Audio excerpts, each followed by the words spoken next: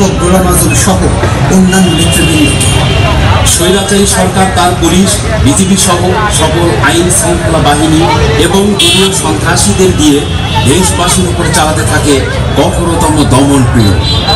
হরণ করে নেয় নাগরিকদের সমস্ত মৌলিক অধিকার, কেড়ে নেয় জনতার প্রতিবাদের ভাষা। অনেক রাত্রি শেষে একটু প্রভাত চাই, ঊর্ধ্বশ্বাসের পর শান্তির স্বাদ চাই। প্রাণা ভেঙে পড়ে আছে শান্তি সেদিক দেখো মানবতা করে এই আন্দোলনগুলোতে অকাতরে প্রাণ দেয় শত শত নারী পুরুষ, আহত হয় হাজার হাজার, গ্রেফতার বরণ করে লক্ষাধিক ছাত্র জনতা, কিন্তু তাতেও যেন দমানো সম্ভব নয়। ভেঙে ফেল কর রেলোপাটে রক্ত জমাতে শীতল পূজার পাশানে বেদি। ওরে ও তরু নিশান, ওরে ও তরু নিশান, বাজা তোর প্রলয় বিশাল ধ্বংস নিশান, নরক প্রাচীর প্রাচীর ভেদি। কারা রইল হুকাপাত, কারা রইল হুকাপাত। এত কিছুর পরেও হাসিনা সরকারের কোনো ভাবান্তর নেই। তারা তখনও জাতিকে উন্নয়নের ফিরিস্তি শোনায়। খুলে তোর তিন নয়ন, রাস্তা জুড়ে খড়গ হাতে দাঁড়িয়ে আছে উন্নয়ন।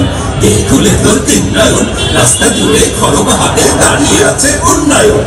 প্রধানমন্ত্রী তার পবিত্র শপথের বিপরীতে গিয়ে দেশকে দিয়েছেন চরম অরাজকতা, নৈরাজ্য আর জনভোগান্তি। আমি তো আমার শপথ রেখেছি অক্ষরে অক্ষরে, যারা প্রতিবাদী তাদের জীবন দিয়েছি নরক করে। দাপিয়ে বেড়াবে আমাদের দল, অন্য কবে না কথা, বজ্র কঠিন রাজ্য শাসনে এটাই স্বাভাবিকতা। গুলির জন্য সমস্ত রাত সমস্ত দিন খোলা, আমার সোনার রাজ্যে এটাই শান্তি ও শৃঙ্খলা। যে মরে মরুক অথবা জীবন কেটে যাক শোক করে, আমি আজ জয়ী সবার জীবন দিয়েছি নরক করে।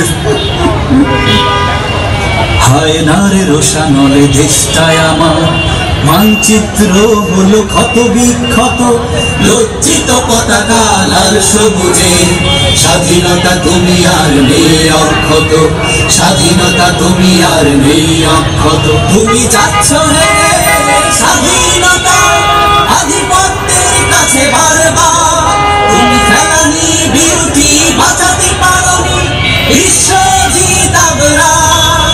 তুমি যাচ্ছ হেরে স্বাধীনতা আধিপত্যের কাছে বারবার, তুমি ফেলানি বিরুটি বাঁচাতে পারোনি বিশ্বজিৎ আবরার।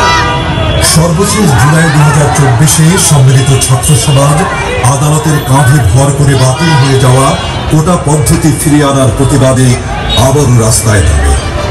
এবারও সরকার তাদেরকে একইভাবে দমনের পথ বেছে নেয়। প্রথমে তাদের গায়ে বিশেষ ট্যাগ লাগাতে চান স্বয়ং প্রধানমন্ত্রী। তার মানে কি মুক্তিযুদ্ধের সন্তান নাতিপুতিকে মেধাবী না, যাতে রাজাকার বাচ্চারা নাতিপুতি মেধাবী, তাই না? প্রধানমন্ত্রীর এই কথা শেলের মতো বিধে তরুণ ছাত্র সমাজের মনে। প্রতিবাদে সোচ্চার হয় সে রাতে। তুমি কে, আমি কে, রাজাকার রাজাকার, কে বলেছে, কে বলেছে রাজাকার রাজাকার। ছাত্র সমাজের এই হলো রূপক ধর্মী স্লোগান ও প্রতিবাদ সরকারকে আরো প্রতিশোধ পরায়ণ করে তোলে। বাহিনী ছাত্রলীগকে ইতিহাস পড়ে পড়ে জেনেছি চিরকাল, অবশেষে দেশপ্রেমিকেরাই জয়ী। বুলেট, বেয়নেট, গুম, খুন, হত্যা, সন্ত্রাস, কারাগার, নির্যাতন সেই বিজয় পথের এক একটি ফলক মাত্র। একটি বুলেট তো বড় জোর একটি বুকই এফোর করতে পারে, কিন্তু একজন শহীদের এক ফোঁটা রক্ত নিমেষেই লক্ষ কোটি জনতার মনে জ্বেলে দিতে পারে বিপ্লবের দাও দাও আগুন। সে আগুনে পুড়ে ছারখার হয়ে যেতে পারে কুচক্রীর নরম। নাম মোহাম্মদ শাহজাহান কবির বাপ্পু। আমি চৌধুরী বাড়ির সবচেয়ে ছোট ছেলে। আমাদের বাড়ি অনেক আগে থেকে দখল করার জন্য বিবি বদিয়াম নামে একটা বহিরাগত মহিলা আমার নামে মিথ্যা মামলা অনেক দিয়েছে, এগুলো আদালত থেকে আমি খারিজ পেয়েছি। এখনো আমার নামে নাকি হুমকি দিচ্ছে যে আমার নামে মিথ্যাভাবে বৈষম্য বিরোধী আন্দোলনের মার্ডার কেসে ঢুকাবে। আমি কিছু বুঝতে পারতেছি না, আমি কোনো দল করি না, আমি আওয়ামী লীগ করি না, কিন্তু আমার নামে কেন ষড়যন্ত্র করে মিথ্যা মামলা দেওয়ার চেষ্টা করিতেছে।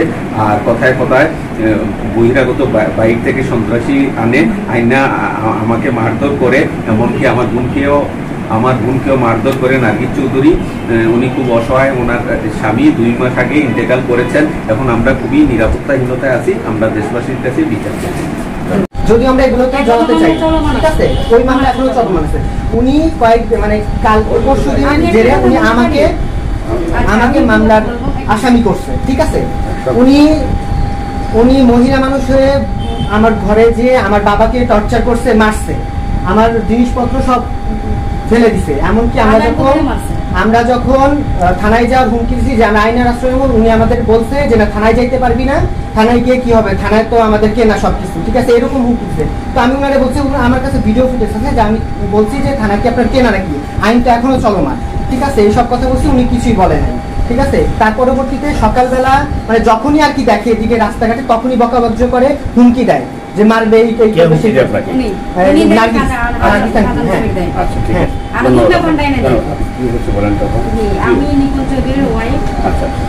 ওনারা বিভিন্ন সময়ে ফ্যামিলিগত সমস্যা ফ্যামিলিগতই থাকবে, সেটা তো ভাড়াটিয়ার থেকে এফেক্ট করতে পারে না। তো ওনারা কি করে, যদি ওনারা আমাদের সাথে যদি কোনো সমস্যা হয়, উনি সমস্যা না হলে উনি সবসময় ভাড়াটিয়ার অত্যাচার করে। ওনার বোন একজন লন্ডন থাকে, একজন ইটালি থাকে, তাই ওই ভাড়াটিয়ার করে পর্যন্ত উনি অত্যাচার করে, গায়ে পর্যন্ত হাত দেয়। পরে আর একবার যে জুলাইতে ওনার ছেলে ওরা মারছে, বাড়ির ভিতরে ভালো কথা ডাইকেই না, তারপরে মারছে। কালকে আবার পরশু দিন ওর বাবারে মারছে, ওরে মারছে, উনি মারছে, নার্গিস চৌধুরী মারছে, আর হুমায়ুন কবির মারছে, আরো গুন্ডা পান্ডা কয়েকটা অনেক মহিলা কয়েকজন নিয়ে আসছে গুন্ডা পান্ডা, তাদেরকে ভাড়া করে আমাকে মারবে, আমাদের সাথে ঝগড়া করবে। ভিডিও ফুটেজ সবকিছু আছে, আপনারা চাইলে আমি এখন দেখাবো।